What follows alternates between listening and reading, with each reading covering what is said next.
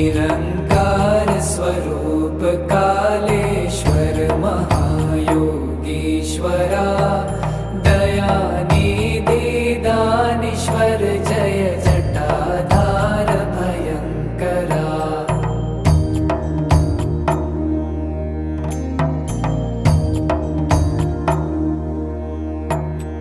Shoolpani त्रिशूलधारी औगण